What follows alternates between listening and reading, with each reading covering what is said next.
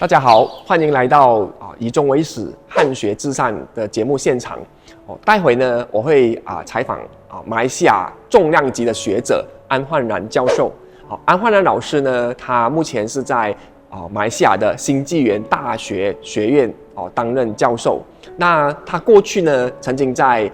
这个南方大学学院那边呢担任过副校长。那焕然老师他本身是很关注这个中国历史、中国文化，还有马来西亚当地的这个华人研究。那很难得是焕然老师跟台湾的这个缘分很深啊。他在1988年的时候呢，来台湾这个成功大学历史系就读。大学毕业之后呢，继续在成大念这个研究所，当时候的历史研究所叫史语所。史语所呢，就是中文跟历史还没有分家的时候，所以某个程度上，其实焕然老师呢，他也是我们中文所的校友啊。那后来就分家了，分成这个历史跟这个中文。焕然老师他在这个留台的这个过程当中呢，其实受到了台湾当时候的这个文化还有这个民主化的这个历程，以及成功大学的这个历史这个史语所的这种学术训练，其实对于焕然老师他后来的这个研究呢，都有蛮深的一个影响。所以待会呢会请焕然老师来分享他跟这个台湾还有成大历史的这个缘分，以及焕然老师他作为一个学者他也很关心这个社会。所以也会谈到说，作为一个学者，学术研究跟我们生命的关系是什么？尤其是作为一个人文学者，人文这个汉学如何成为我们生命当中的养分，表现出我们的研究、我们的关怀。那就希望说各位能够在接下来的这个访谈时间，可以好好的享受。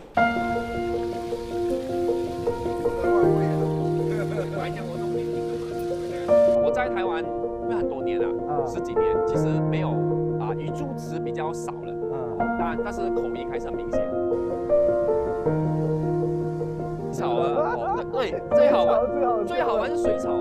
吸管我们听得懂嘛？因为我一来我就觉得很自然嘛，就是会种那个花草啊，对，很有感觉，很有 feel 啊。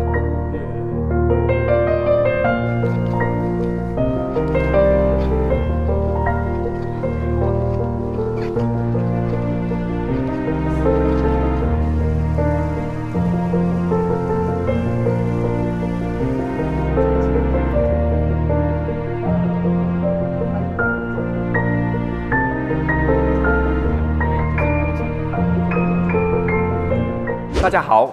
欢迎来到以终为始，汉学至善与大师对话系列的活动。今天非常开心可以邀请到马来西亚学者安焕然教授来到我们现场。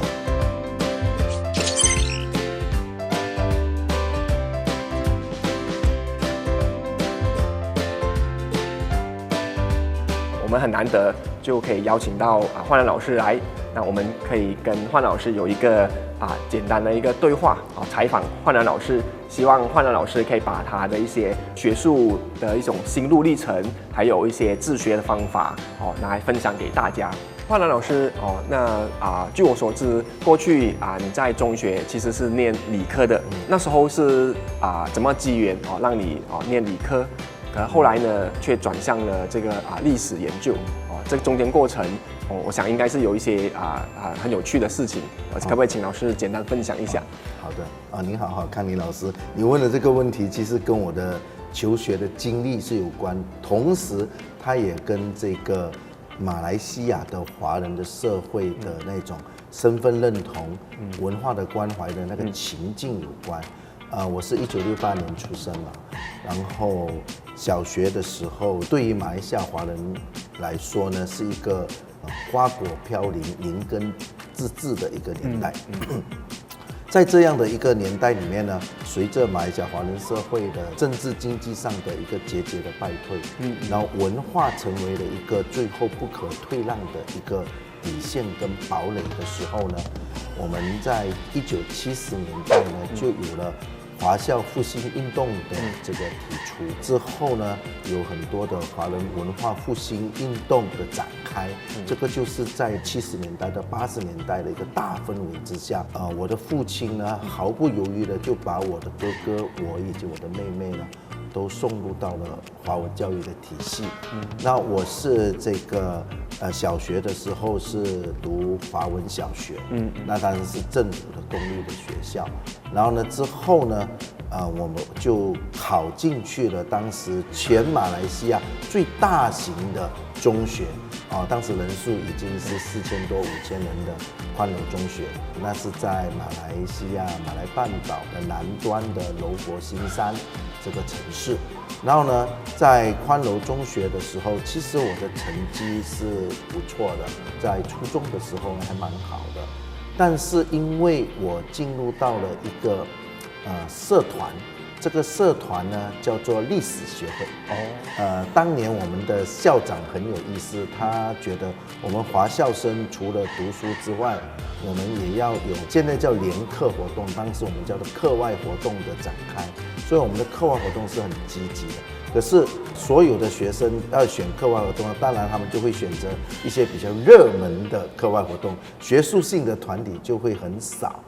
但是我们参加课外活动，从初中2开始呢，就要选课外活动了。但是谁要去选这些学术性的这些学会呢？大家选合唱团选童军选这个军鼓乐队管弦乐等等。然后可是校长就规定了，我们每一个班级里面呢有各科的干事，然后每一科的那一科的副干事必须自动进入那个学会，而当时我是历史科副干事，所以我就初中2的时候呢，就没有的选择，就直接就进入到了历史学会。而进入到历史学会，改变我很大的一个氛围，就是我对历史很有兴趣，特别是对中国历史跟中国文化很有兴趣。当年我就觉得，我们甚至跟同学们约好，我们要去升学，要去读这个文科，读文史的这些科类的东西。可是到初中3的时候要选科，因为进入到高中，我们就高中要分流了，你要读文科、商科，还是这个理科。当时因为我们都是，当时还有那个分流的，就是我们还是属于特优班的，然后成绩还是不错的。然后我爸爸以及我们姓安的这个家族里面都是工程师出身，然后呢都是理科，所以顺理成章要去读理科。所以当时我很痛苦，很挣扎。我想读文科，我想继承中华文化等等这些东西，因为花果飘零要灵根自治所以在家庭里面有一些家庭的革命有争执，可是看到家人那种失落的眼神，实在是不忍心。最后呢，我就选择了理科，跟着整个世俗的方向走向了理科。可是那个时候是15、16岁的时候，很叛逆，然后我整个人是很失落的，也很忧郁的，以至于在那个时候呢，我无心向学，完全投入到了社团活动里面去。然后高中1勉勉强强过了，高中2的时候，其实我留级。我虽然现在是大学的教授，但是我在中学的时候我读了7年，我是留班生留级生。我就跟家人，特别是跟父亲说，爸爸，我要转读文科了，再不转我没有办法读下去了。结果呢，经过了跟家里的沟通，当时我们要考试了，留级那年我就转入了文商科。然后进入了文商科之后呢，我如鱼得水因为整个兴趣的情况，所以我高2留级那一年我拿了第1名，然后呢高3我也拿了第1名，然后呢在整个统一的考试，我们就是要去外国升学的话，我们华校里面有一个统考，统一考试呢我也拿了蛮高的分数，好几个 A1， 所以在这样的一个情况之下呢，就改变了人生的一个方向了。但是我现在回想起来，我是很感谢我那2年读理科的。为什么呢？因为我的数学不会太差，理科训练我们的是那个逻辑思维，所以逻辑思维，然后你再去读文科的话，那你在思考问题以及在写文章的时候之后的训练呢，它帮助非常的大。所以其实我很鼓励如果要读文科的人，如果你本身在中学的时候是理科生，然后你又对文史有兴趣，转去大学的时候读文科，你会有比别人更好的优势去掌握那个学术的一个思维的部分、研究的部分的。所以这个过程是一个因缘。之后呢，为什么会走向今天的历史的这一条路，也是这个因缘呐。我总是觉得有很多的因缘，因为其实我当时在马来西亚的华校的读中生要去升学，尤其你要去读文科的话，我毕业的那一年是1987年。1987年的那个年代里面呢，中国还没有一个正式的开放它的大学的教育，然后我们也不能够到那边去。然后当时华校生要出国，你家里有钱的话，大概就是留学美国了。如果你钱没有这么多的时候呢，大部分的华校读中生是会去申请台湾有所谓的侨教政策，就以侨生的身份来到了这个台湾。尤其是我们对文科有兴趣的，就往台湾这个方向走，因为台湾当时国民政府迁台之后，一直到我到台湾读书的1987年、1988年的这段时间，其实标榜的还是中国文化的复兴基地在台湾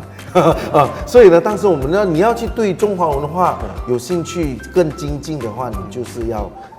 去到台湾来。我们自然没有太多的想法，就要报读台湾的这个大学。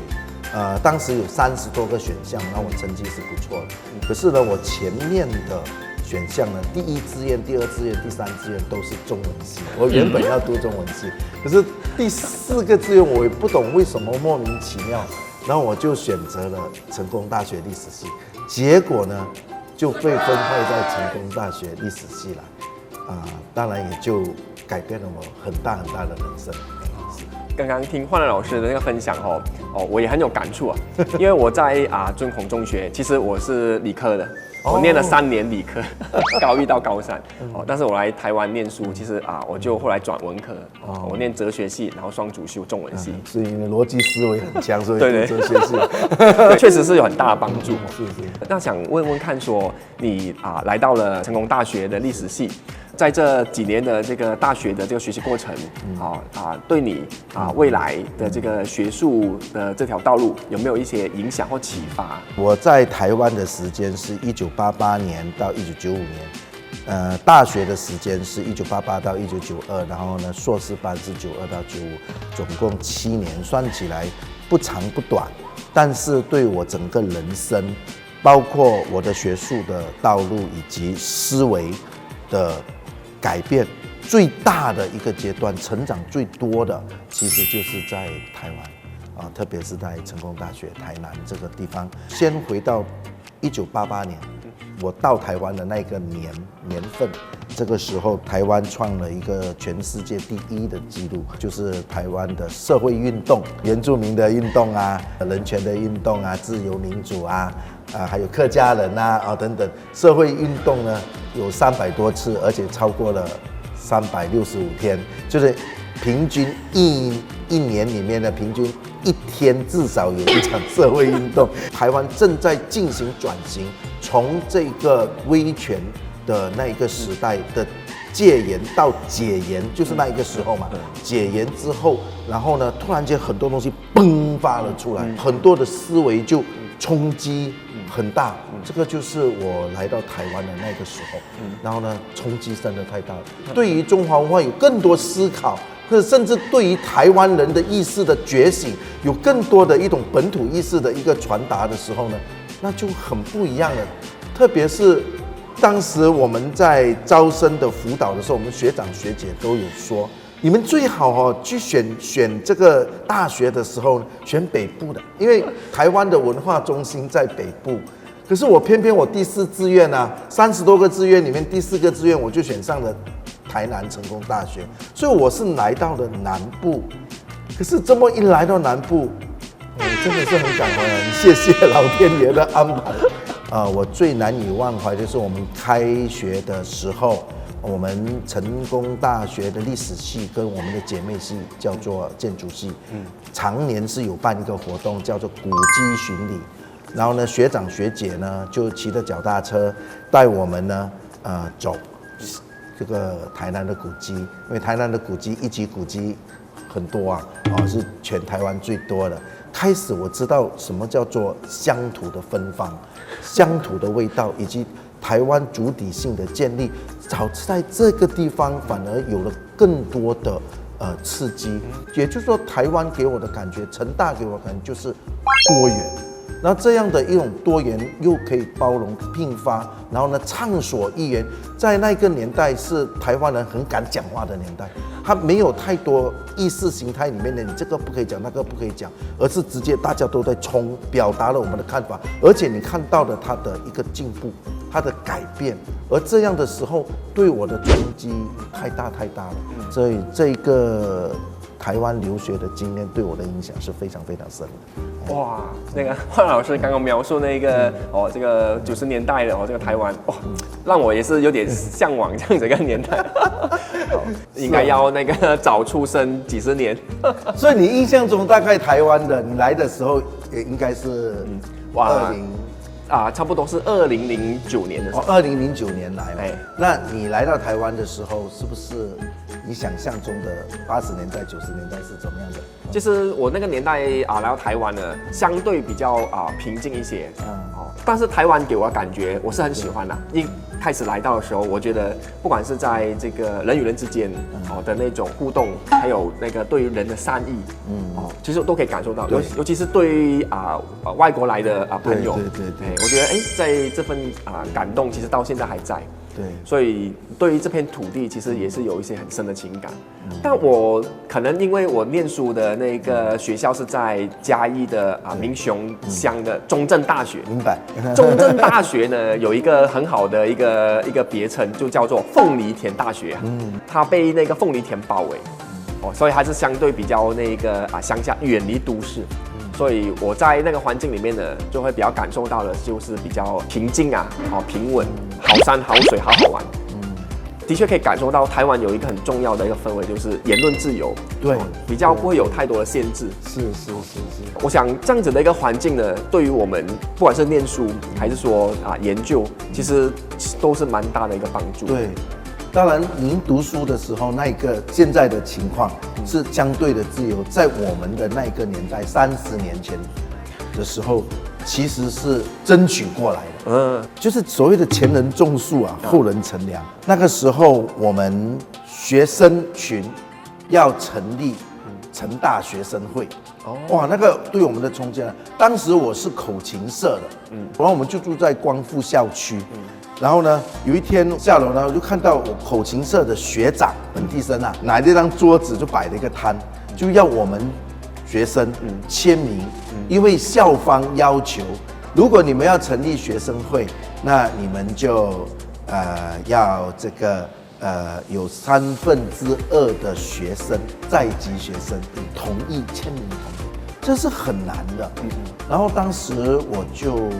被学长拉了。学弟来签名，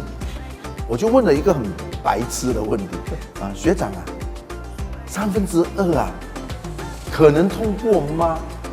那当时学长给我一个回答，让我很震撼的，然后一直记到现在。学长说，民主的争取是一个过程，我们要经历这个过程，而不是只是看成功不成功。如果你只在乎成功，民主的争取它是没有太大的一个意义，或者它没有太大的可能性的。你如果觉得不可能成功，那谁要去签名？所以民主的争取其实是一个过程，在于你的参与，当时我被学长感动了，我们签了名。虽然第一次的时候不可能有2/3嘛，所以就学生会不能够成立，要去筹组这个学生会的同学们呢，他们又去跟校方争取，后来就是好像是1半还是1/3。第2次的时候我们过了，过了，然后才有了我们的学生会。所以在这样的过程之中，我们看到了很多的变化，冲击很大。因为那个时候是野百合时代，我们的老师，像林律明老师，然后还有我们的学长学姐都到了北部了，当时叫做中正纪念堂嘛。对啊，中正纪念堂。是有一天我们上课，在成大，我们的老师平时都不太说别的东西的，他在上世界史，上完了钟声响起的，突然间关了课本之后，你们的学长学姐从北部下来了，有时间可以到这个体育馆。光复校区体育馆，听一听他们怎么说。下课，走了，然后我们就有一些震撼到了，我们就骑着脚踏车过去听我们的老师、我们的学长学姐都在讲话，有些掉眼泪。所以这个时代的变化影响很深。我们还有一个呢，就是批判性很强的，当时有一个社团，叫做经纬社。经纬社啊，经纬社，我不晓得现在还有吗？每一年呢都会办书展，这些书展呢对我们的思想冲击很大，他把很多中国大陆的这个，包括思想的，包括李泽厚的，李泽厚的中国思想啊，现在当代啊等等一些书都引进来办书展给我们接触，然后还有很多后马克思主义的书，后马克思批判性的，然后呢我们就很迷啊，就一本一本的一直翻，似懂非懂的，我们大概都看了。所以当时看起来成大是一个很平静的、很悠闲的一个地方，可是里面有很多激发我们思维、思考的这个元素，刺激着我们去思考。带来就是我们学校里面有很多来自于不同的大学背景的师资，然后他们的想法也都很不一样，然后呢非常的自由，所以就算我们在解读中华文化的时候，也给予我们很多新颖的看法跟刺激。这个是我觉得在台湾里面呢，就学术论述上呢，是我们最认真，也是最奔放、最开心的一个环境。对，这些年其实成大也是在推动这个台湾学就是强调这个在地的这个本土文化甚至关注台南这个台南文化。回到马来西亚来看，因为马来西亚这个中华文化的影响在华人社会里面呢，其实还是很重要的。后来老师对于这个马来西亚这个华人研究的这个本土化，或者是这个乡土的研究其实也非常的有心得那可不可以请老师稍微谈谈这个从台湾受到这个本土化的这个运动的一些启发，然后回到马来西亚，换老师对于这个华人研究那个会有什么样的一个很特别的一种观看的角度？我是1995年硕士毕业了，成大历史语言研究所，我是最后一届。95年毕业之后我就返马，然后很幸运的能够找到我的工作，当时在南方学院里面做讲师。然后呢，我就1996年就开始写专栏。写专栏的时候呢，我很多的想法，甚至是被当地的华人社会被打了一个标签，就是马华的本土派。其实很多的想法是因为台湾的关系。说起来也蛮好玩的。我在台南成大读历史系的时候呢，我还去参加台南市政府古迹导游训练班，我们还有一个证，台南的这个全台首学孔庙，我大概可以讲2个小时。里门一路，然后明伦堂，大成殿，大概可以讲2个小时。下次应该要请老师带我们那个导览一下那个孔庙。其实我们虽然在台南，但是对孔庙的一些历史文化也不见得很了解。尤其是呢，我们是马来西亚人，我们讲给台湾人听，很送很开心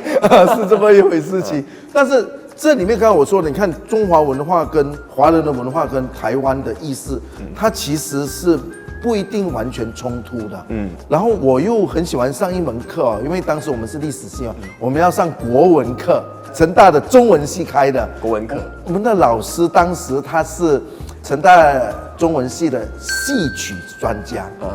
他就上课就教我们戏曲哦，他唱歌给我们听，上戏曲，所以反而在国文课里面影响很深。你会发现到，如果你没有很强的中文根基，大概你很难去解读台湾文化，你很难去解读华人文化。所以在这个情况，我觉得两者之间必须要结合的。如果你的中华文化的根基太弱，你的整个一个中华文化的基本的精神的思维，你没有办法把握，你没办法去解读很多的东西。所以国文课对我的影响很深。第三个还有一门课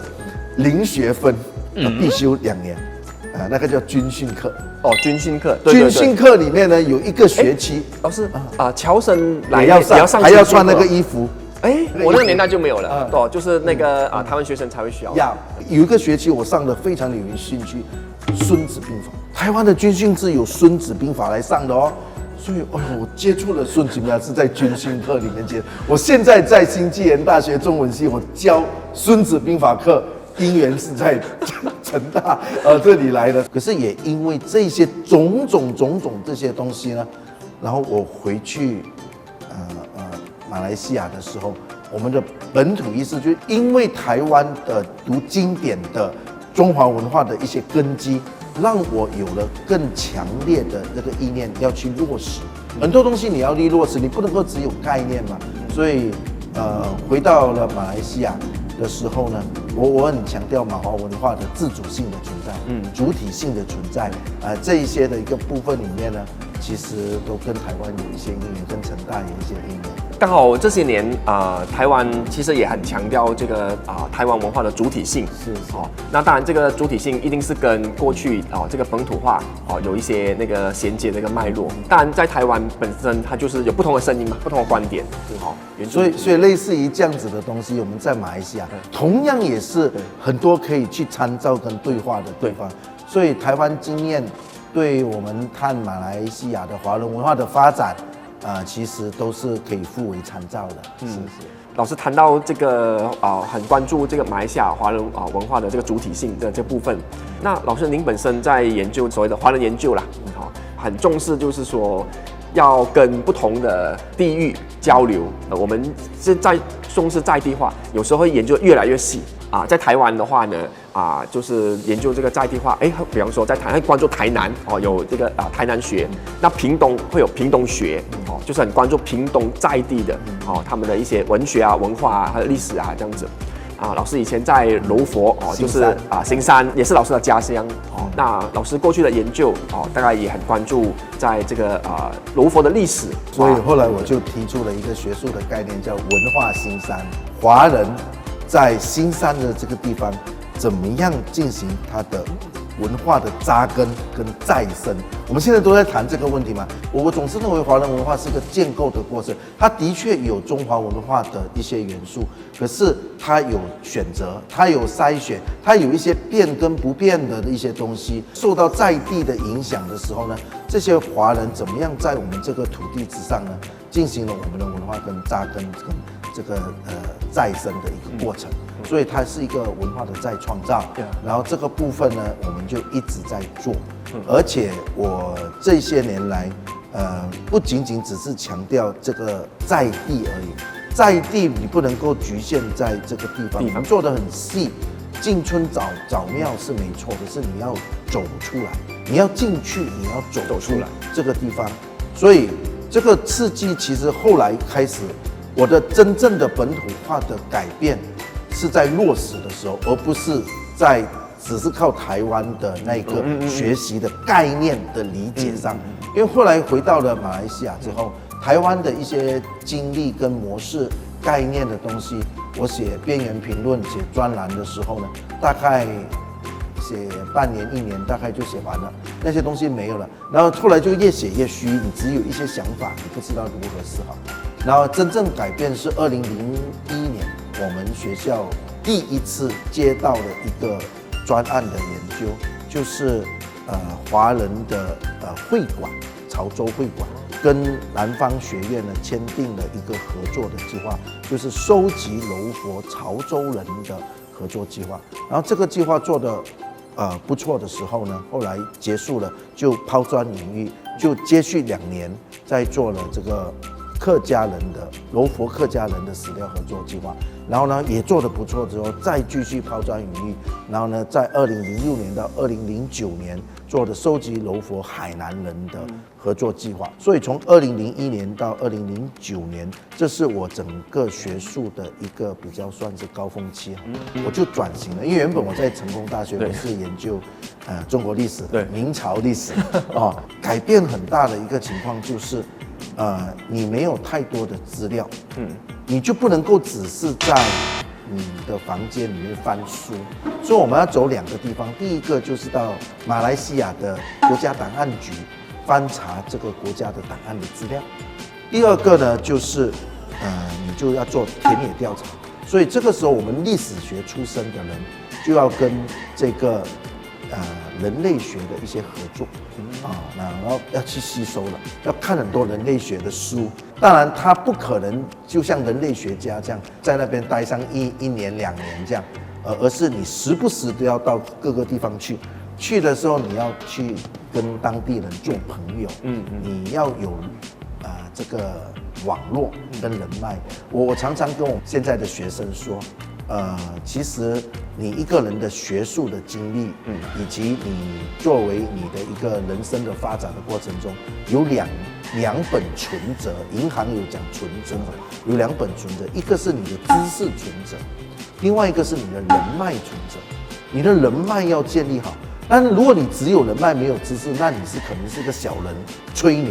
了伪君子了，车大炮。但是如果你只有知识，你没有人脉，你的东西推不出去，你也找不到太多的资料，所以这2者必须要去结合，你就要走出去，从象牙塔里面走出去。我们要访问老先生，要访问老奶奶，他们有时讲话常常啰里啰嗦然后呢都会重复，然后有时可能也会讲错，记忆有一些问题，但是我们是很真诚的去听的。所以我每次跟我们的学生说，田野调查里面呢。让我改变很大，就是你要去听人家说，尤其你要听长辈。我们收集了相当多的口述历史的资料，也找了档案的资料，然后建构了柔佛的一些华人的族群的一些发展的一个框架跟脉络的大体的细部的都在做。可是做的时候呢，因为你要去聆听这些老先生老奶奶讲的话，所以呢，其实改变了我的性情。我觉得我们在做学术研究是一个人生人格的修为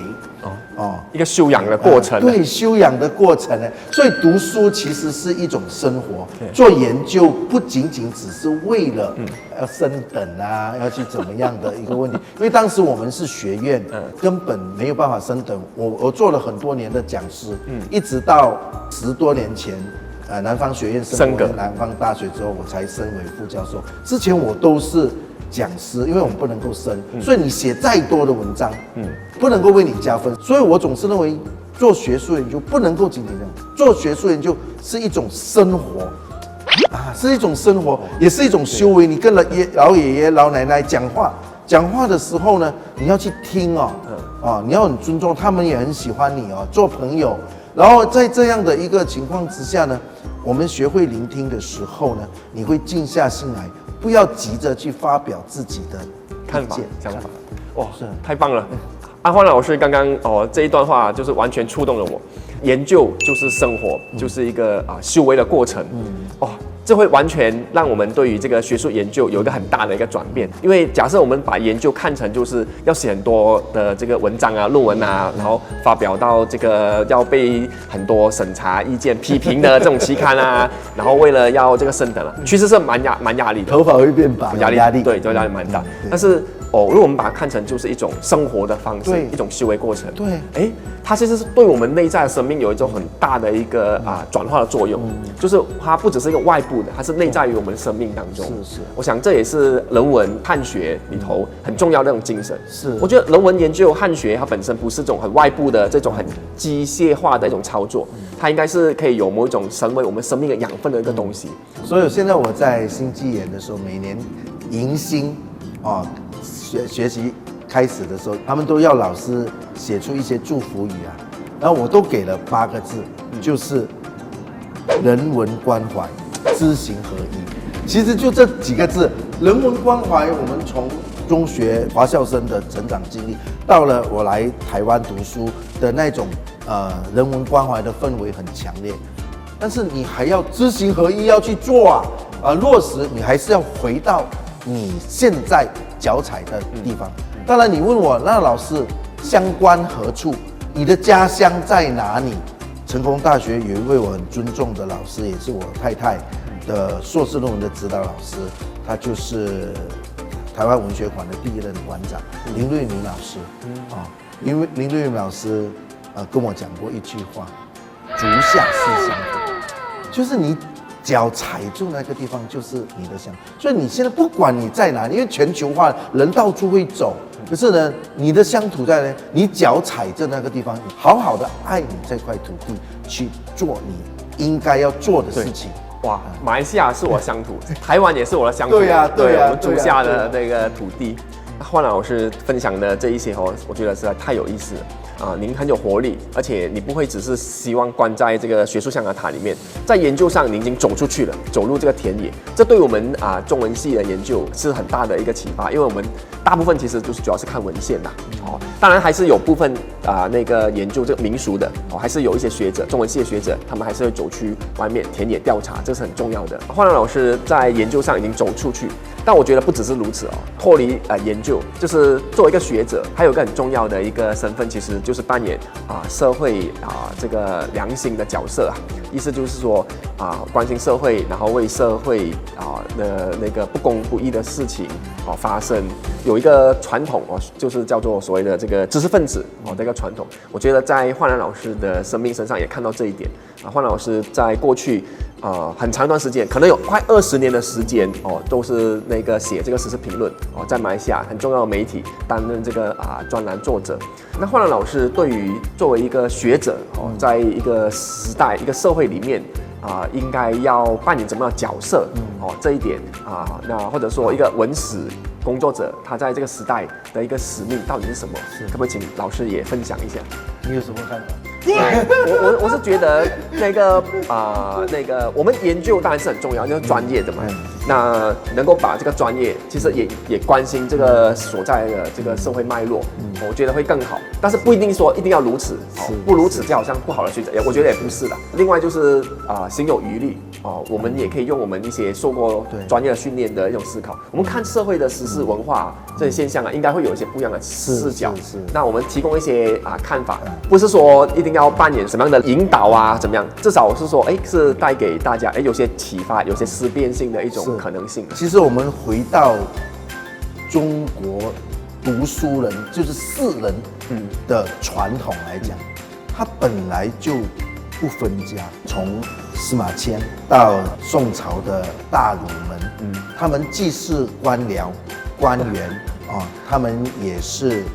学者，然后他们甚至有些是科学家，像张衡他们科学家，然后还有呢，他们也是这个文学家，写文学的，他们也对这个社会有很多的关怀，所以这个就是一个士人的精神的传承其实对我们来讲，它并不是今天我们把东西专业化，把它切割，那是西方文化的一种，其实西方文化也在检讨这个问题，也不一定是西方文化的一个这样，只是当时有一个趋势，就是哲学下来就分门别类，你是物理、化学的、历史地理的，医学更恐怖你肚子痛结果去看你为什么肚子痛你可能是肠胃有问题，先去看家庭科。看了家庭科，肠胃也去看肠胃去照了胃窥镜，你胃没有问题不懂为什么你还是会痛可能是别的地方有问题，然后又叫你去看是不是头有问题是不是头里面有长了瘤去看脑科，照脑看脑科，然后你脑没有问题最后你要去看什么呢？去看了很多科都没有问题，最后叫你去看神经科，最后你精神病那这个到底有什么问题所以这个你把它切割之后呢，你其实是把知识给切断了。所以作为一个知识来讲，其实东西方过去都是一样的，它都是没有分，而且它不矛盾，所以为什么你对安焕然你为什么都这个也做那个呢？这边也拆着，这个本来就是传统士人做的事情，他的生活就是如此。他喜欢写文学，他会变成畅销作者，但是不违反，他是一个学术人员，他的学术的论文的那个质量还是不错的，所以在这样的一个情况之下，他的教学也还不错啊，等等，他行政能力也不差啊，他可以做管理啊，可以管国家啊，现在我们可以管学校啊，所以都还可以，他不因为他是读哪一门专业，那你就要把它切成你只能做这个东西。实际上，这个是整个文化士人这个阶层里面本来就是他有的精神传统的传承。但是我觉得我们应该要有这样的一种认知。当然，另外一点稍微回应一下，就是我不是说我很强调文献解读，我不是说文献不重要了，我只是说。只是待在文献现有的文献不足够，尤其是你要研究华人研究的时候，你不足够，你非常的不足够的时候，你就要去外面找资料，还有怎么想，有时候关在房间里面想不出太多东西了，你出去外面就有很多的刺激，所以其实我很多的专栏的文化评论的文章，是因为我出去外面跟老先生老奶奶交谈，然后呢很多的刺激。喝咖啡就很多东西来了。那这种刺激里面呢，当然我时常也帮助他们的。他们为什么相信我？是因为我们常常帮助他在专业上的知识上提供一些经验。所以呢，其实大家都是朋友了。然后呢，在这个过程里面，你有的一些刺激之后呢，我的专栏写出来。专栏写出来是因为了社会关怀，可是因为有了社会关怀，你就有了问题意识，有了问题意识呢，你的学术论文可以生产。学术论文不是堆了一堆资料，而是你要有问题意识啊，因为你有了这个问题意识的学术论文就出来，那一篇一篇的学术，虽然你的这写法会不一样，可是呢，你的那一个主轴、你的思维、你的脉络、你的关怀，也就是人文的关怀是一致的，所以这些东西都是我们应该要去贯彻跟留意的地方。至于为什么我说文献解读很重要，因为我其实也一直很强调跟学生说，我们的文献解读很重要。主要在马来西亚出现的问题，马来西亚的华人研究里面呢，例如他去踏碑、看墓志铭、看坟墓等等，他的中文根底如果太差，就是像台湾讲国学根底太差的话，他根本没有办法解读。我们甚至还有一些华人研究人，他不会中文，所以这些东西你完全解读不出来。因为官方的档案资料，我未必能够具体的反映真实的民间社会，他们可能就是把一些人作为代表了，放了名字。真正实际上工作的、做事情的人，跟他们的企图、他们的想法，可能跟官方答案是有落差的。而这一点，你还是既要有官方的英文的或者是马来文的档案的文献，你同时也要有民间的档案跟文献。而民间的档案文献，你要怎么解读呢？你的中文根底要强，不只是中文根底要强，你的语言能力、方言方言你的闽南话要好你的广府话要好客家话要好，因为它常常很多都是，包括我们的墓碑、石碑，它有时会用一些方言会用方言来写的，所以有时你要解读，所以其实这里面就涉及到了很多的领域，我们会把我们的文学院里面的当时受的训练的这种扎实的训练，因为我觉得台湾当年我们的大学的本科的训练很强，扎实。然后呢，这些训练呢就落实在我们的在马来西亚的华人研究方面。那个是我觉得这是一个贯彻，这个是一个基本的意识，然后这个也是我们的优势。非常感谢焕然老师刚刚那么多精彩的一个分享那我想最后也许可以请老师用一句话或一段话勉励后面要从事或者是要进入到人文研究的这些年轻的朋友，老师您会怎么说呢？其实我觉得总是我们读文学院的文科的这些出身的人呢。总是不要忘了初衷我们读在书斋里面读，就从士人的传统的阶层来看，我们在书斋里面读，常常是因为我们对当代的社会文化、政治历史的这个现状是有所忧患的意思。所谓先天下之忧而忧，后天下之乐而乐，这样的一种士人的情怀，我们要有。而这样有的一个情况之下呢，我们常常要结合我们不能够只是在书斋，我们也不能够不学无术的到处去搞社会运动，两者之间要结合。当然，你可以说时代不一样了，然后最后如果想说用一句话来总结，我说我们就一代人做一代人的事，这一代我们已经努力的在做了。年轻学者们，好好的努力。我总觉得一个初衷很重要。当然一代人就做一代人的事吧。太有意思了，一代人做一代事那莫忘初衷那个我们要有我们的那个情怀、忧患意识。非常感谢焕然老师。好，谢谢。